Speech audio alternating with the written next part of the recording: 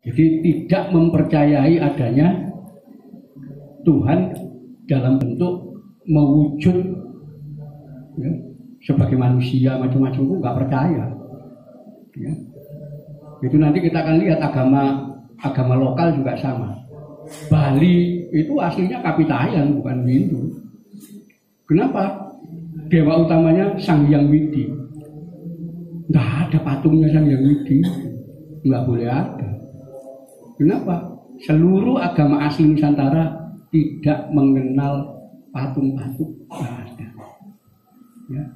Nanti di Nusa Tenggara itu ada marapu macam-macam, ya juga pemujaan roh leluhur, arwah, bukan patung, nggak ada. Ya. Ini yang jadi dasar di sini kenapa Islam sampai lama tidak bisa diterima. Ya. Termasuk nanti dalam struktur masyarakat ada 7 lapisan golongan masyarakat. Orang asing, ya, bukan orang Nusantara, itu diposisikan kasta ke-6, ya, yaitu kasta kilalan atau meleca. Kenapa disebut kilalan atau meleca? Ya artinya pelayan, orang yang rendah derajatnya.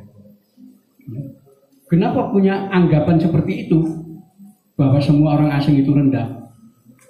Karena yang menyusun struktur masyarakat itu punya anggapan orang-orang asing, wong Cina, orang Khmer, orang India itu pemuja berhala semua. Karena mereka dianggap rendah. Ya. Jadi anggapan wong Cina itu nyusun masyarakat pun sampai diskriminatif begitu. Sopo ae sing nyembah brahala rendah kedudukannya. Ya, ini pandangan orang kuno. Nanti kita bisa lihat itu baca. Oh ternyata wong kuno dulu begitu kan. Nggak mau ya. Jadi ini proses ini salah satu yang menghambat kenapa Islam tidak bisa berkembang. Baru zaman Wali Songo, ya. Dan Wali Songo pun ini ada unsur. Kenapa bisa disebut anut oleh masyarakat? Karena yang menyebarkan ini bukan orang asing. Kalau orang asing nggak mau orang itu.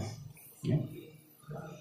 Agama Hindu itu berapa ratus tahun berkembang di Indonesia. Ya. Tapi yang jadi tokoh-tokoh agama nggak ada orang pendeta dari India, nggak ada, orang Indonesia sendiri.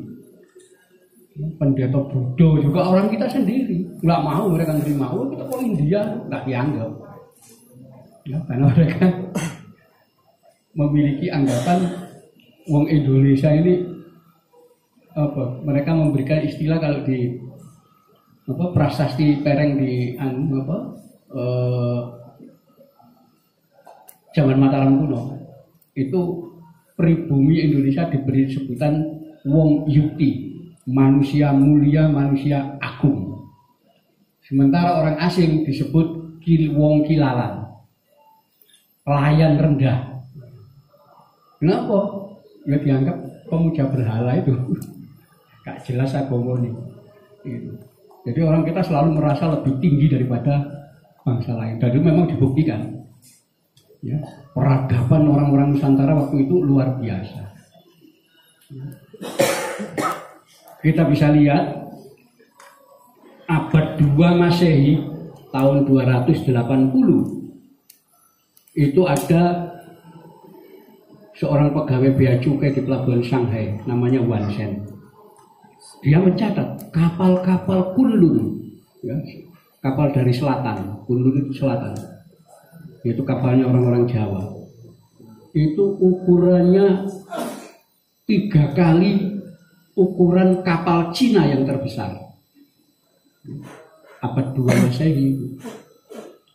Kapal Cina terbesar menurut catatan Wan Shen panjangnya 60 kaki, 20 meter. Sementara kapal Kunlun dari Jawa panjangnya 200 kaki, 70 meter. Ya. Geladak kapal-kapal Kunlun ini dari permukaan air 30 kaki atau 10 meter di atas. Bisa dimuati 700 awak kapal. Dan kapal ini mampu mengangkut 10.000 kintal barang. Apa dua Masehi? Yang namanya teknologi kelautan orang Indonesia, Cina kalah. Ya. Kalau teknologi daratan, Cina menang. Tahun 100 sebelum Masehi, Cina sudah bisa bikin tembok Cina itu. Tapi untuk ke laut, kapal-kapalnya kecil-kecil. Orang Indonesia kapalnya besar-besar. Ya. Termasuk India juga mencatat bagaimana orang-orang dari Nusantara yang mereka sebut bangsa Kalakea, ya, monster laut. Jadi orang India itu takut kalau ketemu orang Indonesia. Kenapa? Indonesia ini penguasa lautan, namanya Dewa Baruna. Ya, itu dicatat itu di dalam Ramayana maupun Mahabharata. Dewa Baruna ini dianggap punya senjata yang namanya Barunastra. Ya, digambarkan seperti rudal begitu. Itu kalau senjata dijatuhkan di laut, maka satu blok air laut itu kering. Jadi laut itu tahu-tahu sekitar berapa area gitu kering lautnya. Jadi itu luar biasa. Jadi karena sangat ditakuti orang-orang laut itu. Nah, nanti kita akan lihat ya, di dalam Mahabharata itu ada kitab awal namanya Adiparwa. Itu orang-orang dari laut, ya, Kalakea itu naik ke daratan India, ya, kemudian nyerang tempatnya Dewa Indra di Indraloka. Ya, itu pintu gerbangnya dijebol, kemudian dijarah habis-habisan sama orang Indonesia. Zaman itu. Jadi orang Indonesia ini zaman dulu terkenal bangsa yang arogan. Ya, kenapa? Ya paling maju. Jadi bangsa lain itu dianggap ya rendah. Kayak kita anggap orang Afrika yang primitif, seperti itu. Itu sebabnya bahasa Indonesia itu, ya, terutama bahasa Jawa, tidak kenal istilah kalah, itu nggak ada. Karena menganggap bangsa lain itu rendah. Sampai ada aturan, nanti silakan dibaca di Prasasti Wuru begitulah. Orang asing itu harus menjadi pelayan. Jadi pribumi tidak diperbolehkan jadi pelayan. Pelayannya harus orang asing. Itu aturan sudah zaman dulu. Itu zaman dulu kalau ada orang dianggap wong asing, takut orang. Sudah ditarik pajak tinggi dan tidak boleh bekerja layak, harus jadi pelayan. Ya. Itu aturan sudah. Ya. Karena memang bangsa Indonesia ini zaman kuno ya, dikenal bangsa yang maju. Jadi di sini yang perlu sesuatu diluruskan. Wong Indonesia kayak begitu zaman dulu. Ya. Lo bayangkan orang dari Jawa namanya Jayawarman kedua naik ke wilayah Kamboja, mendirikan kerajaan Angkor. Ya. Itu yang ada candi Angkor buat macam-macam. Itu pendirinya wong Jawa itu. Silakan nanti dicari data tentang raja-raja Kamboja. Itu Jayawarman kedua wong Jawa, dari sini naik mendirikan kerajaan. Kerajaan Thailand itu juga dari Suwarnabhumi, dari Sumatera, naik ke sana mendirikan kerajaan Ayutthaya dan seterusnya. Nah, itu dinastinya dinasti Suwarnabhumi, bukan orang Thailand asli. Ya. Di sini dinasti Thailand asli namanya Utong, itu kalah ketika berebut. Dan di sini Jawa itu abad 8 Masehi nyerang Tongking. Ya. Tongking itu wilayah RRT sama. Ya. Di sebelah utaranya Vietnam Utara. Ya. Itu diserang sama Raja Jawa. Ya. Ada catatannya itu semua. Jadi wong Jawa zaman dulu sudah maju bangsa yang. Jadi mereka menganggap semua orang di luar wong Jawa itu dianggap orang-orang rendahan semua. Ya. Karena dianggap nyembah berhala macam-macam, wong musyrik dan seterusnya. Nah itu nanti baru zaman Wali Songo mulai ada penjelasan. Nah, ada proses Islamisasi agama Kapitayan karena kemiripan-kemiripan dengan Islam. Ya, karena itu tradisi-tradisi Kapitayan itu masih ada. Ya, ziarah kubur. Ya, sampai sekarang orang Islam itu tetap senang ziarah kubur. Ya, zaman dulu ya gitu, ziarah ke punden-punden. Ya, datang ke situ, buyut, reang dungakno, minta didoakan oleh leluhurnya. Jadi gak ada dewa-dewa itu gak dikenal. Orang lebih percaya ke punden-punden itu. Nah itulah zaman Islam dimasuki, ya sampai sekarang tempat-tempat keramat itu disiarahi sama orang. Kenapa?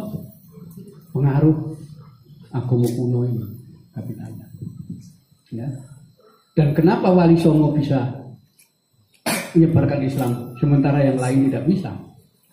Ya. Maulana Malik Ibrahim tidak bisa menyebarkan masal itu, tidak bisa. Kenapa? Beliau orang asing. Ya, nggak dianggap di sini. Ya, jadi hanya beberapa orang aja yang terpengaruh, tapi masyarakat umum tidak mau. Jadi banyak itu cerita-cerita orang-orang asing itu nggak dianggap kan itu. Baru zaman Wali Songo. Kenapa? Sunan Ampel yang mimpin Wali Songo, ya, itu keluarga Keraton Mojopahit. Ya. Beliau diangkat sebagai keluarga kerajaan Mojopahit. Kenapa? Karena nenek buyutnya Sunan Ampel, ya, itu namanya Ratu Tapasi. Ya, Ratu Tapasi ini adik kandungnya Raja Kertanegara Singosari. Ya. Dalam rangka mempersatukan Nusantara, Ratu Tapasi dikawinkan dengan Raja Campa Jaya Simawarman ketiga. Ya. Itulah Campa akhirnya apa? Jadi wilayah Nusantara. Ya, Campa itu di Vietnam Selatan dan Kamboja, kerajaan gede. Nah, keturunan Ratu Tapasi inilah salah satunya Sunan Ampel. Ya, ketika beliau datang ke Mojopahit dan menunjukkan bukti bahwa beliau adalah keturunan Ratu Tapasi, diakui. Kenapa? Mojopahit ini kelanjutan dari Singosari. Ya, itulah beliau diberi gelar Raden, ya, sehingga namanya menjadi Raden Ali Rahmat. Ya. Kakaknya Raden Ali Murtado, jadi Sunan Gresik nanti diangkat Raja Pendeta dan seterusnya. Jadi sudah betul-betul pribumi. Ya. Kenapa? Dianggap keluarga kerajaan turunan Ratu Tapasi. Ya. Disitulah beliau dengan putra-putra dan muridnya dakwah. Ya. Terutama lewat agama Kapitayan. Kenapa? Kapitayan ini banyak kemiripan dengan Islam. Sembahyangnya aja 4 gerakan, ya persis. Ya. Dan ketika Islam mengajarkan sholat, ya sembahyang itu istilah yang digunakan, tidak pakai istilah sholat. Termasuk amalia ibadah tidak makan, tidak minum selama sehari. Kapitayan menyebut upawasa atau pasa berata, poso broto. Jadi sebenarnya bukan saum tapi poso atau upawasa. Ya.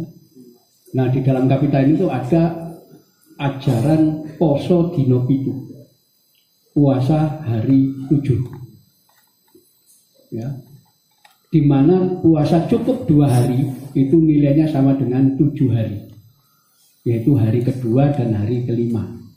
2 ditambah 5 sama dengan 7. Nah, ini para wali, terutama Sunan Bonang waktu itu di daerah pedalaman melihat, tuh poso dino pitu, hari kedua dan hari kelima. 2 tambah 5 7. Hari kedua itu Senin, ke-7 kelima itu Kemis. Senin Kemis. Tuh Islam ya.